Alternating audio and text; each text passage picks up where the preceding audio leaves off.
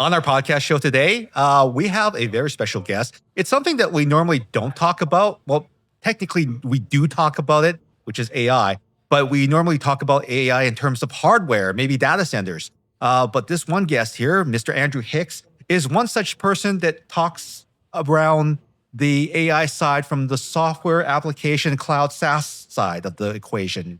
His particular product is actually an AI law.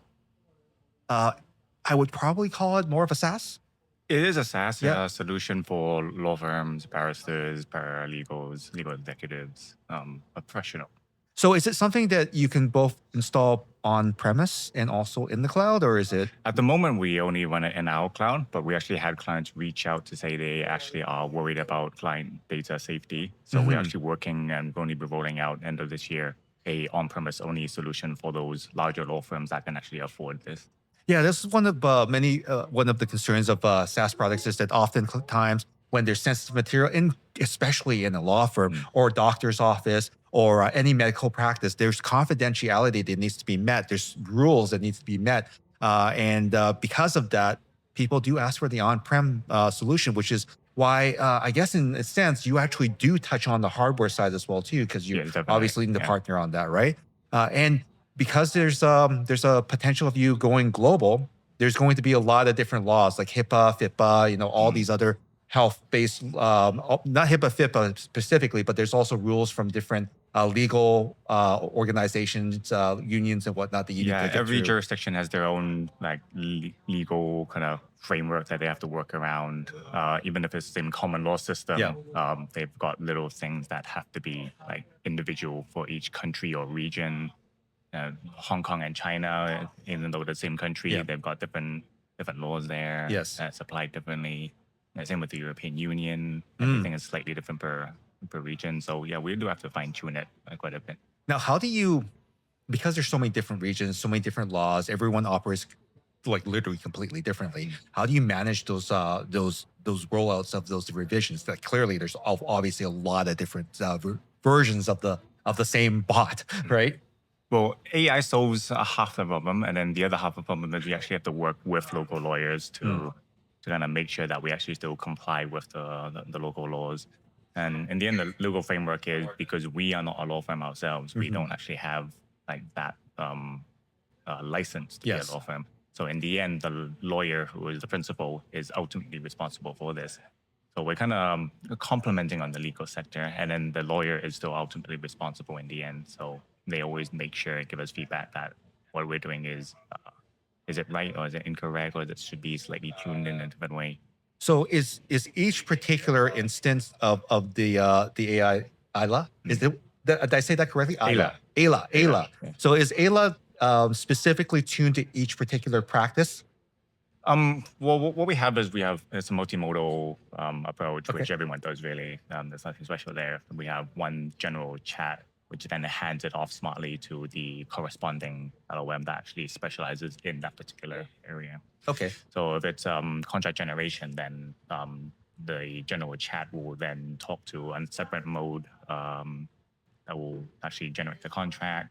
That one will then also hand it back off to an RAG system that we have to look at previous cases and actually get old documentation out to make sure it then complies with that as well and within the legal framework before handing it back to the actual client for review.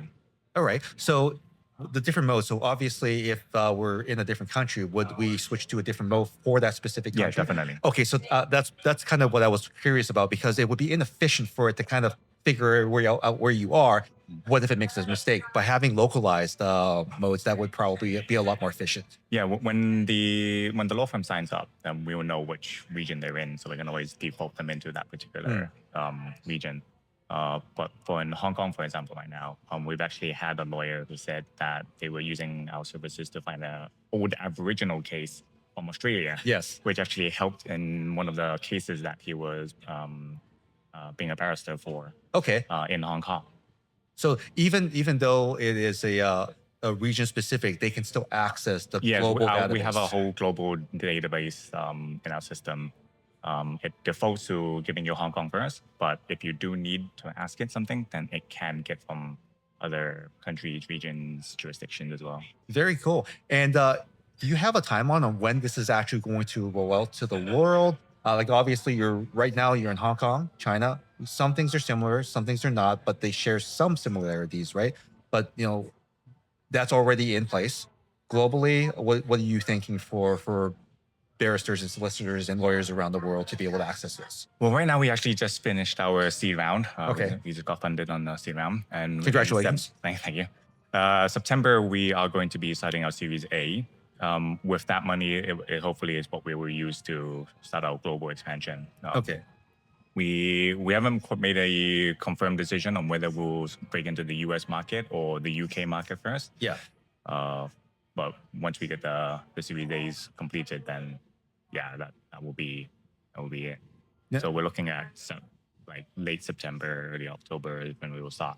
Okay, so basically the good part of the fall is when you're going to be diving into it, right? Yeah. Especially around law school season, right? When they go back to school, I'm sure a lot of up and coming lawyers will definitely be potentially test driving this for a little bit, right? Yeah, we have a lot of students. Well, I was studying law obviously, so I had a lot of previous classmates who are now practicing lawyers, barristers, who came up to me and say, "Hey, I know you're working on this. Can I get a free trial?" I was like, "Yeah, Please. take it." Please, I need to pass my exams, please. Or I have all these cases. I want to do all of them before the end of the term. That's amazing. And it's like, as far as this product going out into the wild in different regions of the world, obviously, AI is a big thing in the world. That's why you have an AI product. And the theme of this year's COMPUTEX is AI together. Now, clearly, there are some pros and cons of it, and a lot of people are either divided or all for it. Do you see this particular product maybe on the negative side, potentially replacing real legal teams inside some companies? In our case, the way we've designed it is actually really to complement the lawyers. Okay. We're not looking to, and we can't really replace the lawyers. Yeah. From talking to a lot of law firms and barristers, barristers, they legally have to be sole proprietors. Yes. So they are legally their own individual company. Okay. So they need a lot of help. They usually work in chambers, which is a large office for barristers, and they have shared resources, but it's never enough. Yeah. You're talking about like 20, 30 barristers to like 5, 6 juniors sometimes. In the caseload, of course, right? Yeah, and those 5, 6 juniors are so overworked. They might just quit law. They quit all the time. Oh my God. That's why they always have to continuously get new pupils in to study. So what we want to do is actually complement it. And also within the legal structure, we cannot actually give you the final advice. The lawyer has to be the one who signs off on it. So we really are complementing the legal system. It's a tool to help them do their job quicker, faster. So we don't really want to replace anyone. Okay. Hopefully we can actually create new jobs with this as well. Yeah. So even if someone wanted to spend the money on this system and put it in their practice because they lack a legal person, they technically couldn't take the advice because it's not been vetted. Yes. Okay. Yeah. So one of the things that some larger companies have asked if they can do it as their in-house lawyer. Yeah. Because they're not a law firm. We've had to say no to those actually. Yeah. So we've had some fairly large companies that say, "Hey, can we?" I was thinking exactly the same thing. I'm like, I wonder if this has this capability to be this good, do I even need the guy or the gal, right? Yeah, in the end, like we want to, but it's down to the legal framework where like there could be some consequences. Yeah. And the legal framework hasn't actually caught up to the AI kind of era yet. Yeah. So hopefully laws will catch up, legal framework can catch up, and allow some companies to have a little bit of wiggle room to do a little bit more. Yeah, because a lot of the people are just creating what seems to be concepts of a plan to create a framework right now. And even though there has been discussions about frameworks, there hasn't been any real legal meat on the books to actually implement that. So because this is still kind of wild west here, where or still case law is still being tested, what do you see are some of the challenges when it comes to this? Like, you're obviously going to have to navigate this. What do you think is going to be the biggest hurdle? Well, Hong Kong, they've been holding a forum. The Department of Justice have been holding a forum to kind of talk to lawyers and people in the know to kind of build out this framework. Okay. Yeah. So hopefully I can be part of the discussion for that and kind of lend some of expertise. There's a lot of the people that they've had previously were either lawyers who don't know the tech side or the tech guys who don't know the law side. I'm one of the rare few that actually do both.